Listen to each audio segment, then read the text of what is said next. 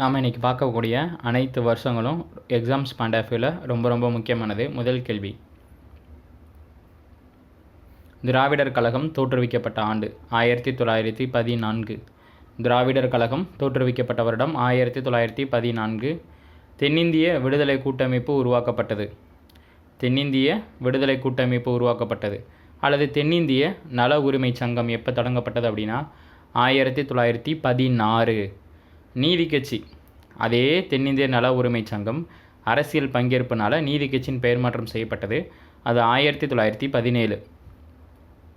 அப்போ திராவிடர் கழகம் அப்படின்னா 1914. தென்னிந்திய நல கூட்டமைப்பு அல்லது தென்னிந்திய நல உரிமை சங்கம் தென்னிந்திய விடுதலை கூட்டமைப்பு எப்படி கேட்டாலும் 1916. அவங்க அரசியல் பங்கேற்பு 1917.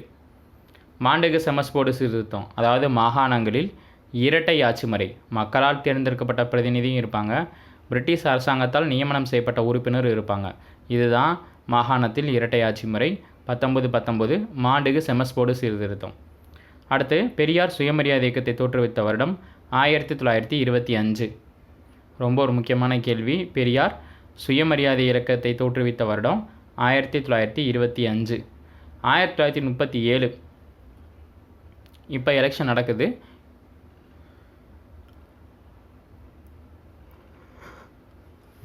எந்த சட்டத்தின் அடிப்படையில்னா 1935 சட்டத்தின் அடிப்படையில். 1937 சட்டமன்ற தேர்தல் நடைபெறுது. எந்த சட்டத்தின் அடிப்படையில்னா இந்திய அரசு சட்டம் 1935. 1920 1937 வரைக்கும் தமிழகத்தை நீதி கட்சி ஆளுது. 1937 காங்கிரஸ் அரசாங்கம் தமிழகத்தின் ஆட்சியை பிடிக்குது. ராஜாஜி தலைமையிலான காங்கிரஸ் அமைச்சரவை உருவாது. அதான் இங்கே கேட்டிருக்க கேள்வி. அப்போ 1937 யாரின் தலைமையில் காங்கிரஸ் அமைச்சரவை உருவாக்கப்படுதல்? அப்போ காங்கிரஸ் கட்சியின் முதலமைச்சர் யார், எந்த வருஷம் அப்படின்னு கேட்டாங்கன்னா 1937. அல்லது 1937 தமிழகத்தின் முதலமைச்சர் யார் அப்படின்னு கேட்டாங்கன்னா ராஜாஜி. அதாவது நீதி கட்சி சார் இல்லாத ஒரு கட்சி, நீதி கட்சி இல்லாத இன்னொரு அரசாங்கம் அமைகிறது 1937 தான். ரொம்ப ஒரு முக்கியமான கேள்வி. அடுத்து, இந்த நீதி கட்சி பெயர் மாற்றம் திராவிடர் கழகம் அப்படின்னு ரொம்ப ஒரு முக்கியமான கேள்வி. சேலம் மாநாடு 1944.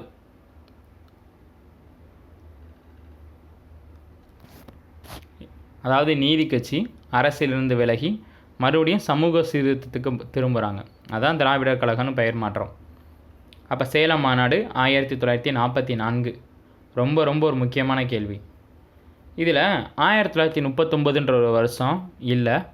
அந்த வருஷம் தொடர்பாக ஒரு கேள்வி சொல்கிறேன், ஞாபகம் வச்சுக்கோங்க.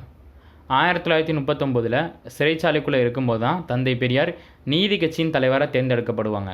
அதே 1939 இந்தியாவில் ஃபார்வர்ட் பிளாக் கட்சி நேதாஜி அவர்களால் துவங்கப்படும். ரொம்ப ஒரு முக்கியமான கேள்வி இது ரெண்டுமே.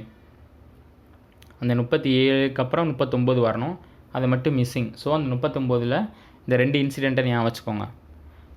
ஓகேவா? நீதி கட்சியின் தலைவராக பெரியார் தேர்ந்தெடுக்கப்படுவார் 1939. இந்தியாவுக்கு 1939 ஃபார்வர்ட் பிளாக் கட்சியை நேதாஜி ஆரம்பிப்பார். அடுத்து 1949 திராவிட முன்னேற்ற கழகம் செப்டம்பர் 17 அறிஞர் அண்ணாவால் ஆரம்பிக்கப்படுது. அப்போ திராவிட முன்னேற்ற கழகம் உருவான வருஷம் 1949 செப்டம்பர் 17. அடுத்து, இந்தியா விடுதலை அடையும் போது தமிழகத்தின் முதலமைச்சர் யார் அப்படின்னா ஓபி ராமசாமி. ரொம்ப ஒரு முக்கியமான கேள்வி. இந்தியா விடுதலை அடையும் போது தமிழகத்தின் முதலமைச்சர் ராமசாமி அவர்கள். ரொம்ப ஒரு முக்கியமான கேள்வி. 49 யார் தமிழகத்தின் முதலமைச்சர்னா பி குமாரசாமி ராஜா. ரொம்ப ஒரு முக்கியமான கேள்வி. 47 ராமசாமி, 49 குமாரசாமி ராஜா. 1952 தான் இந்தியாவோட முதல் பொது தேர்தல் நடைபெற்றது. இந்தியா விடுதலை பெற்ற பின்னாடி நடைபெற்ற முதல் பொது தேர்தல் 1952. மாநில மறுசீரமைப்பு சட்டம் எப்போ கொண்டு வரப்பட்டது? 1956. மொழிவாரி மாநிலங்களாக பிரிக்கிறாங்க. அதான் மாநில மறுசீரமைப்பு சட்டம் கொண்டு வரப்பட்ட ஆண்டு 1956. இந்தியாவில் இந்தி எதிர்ப்பு போராட்டம் நடைபெற்ற வருஷம் 1965. தமிழகத்தின் முதலமைச்சராக அண்ணா பதவியேற்ற வருடம் 1967. அறிஞர் அண்ணா தமிழ்நாடு மதராசுன்றதை தமிழ்நாடுன்னு பெயர் மாற்றம் செய்கிறாரு. அது 1969. ரொம்ப ஒரு முக்கியமான கேள்வி.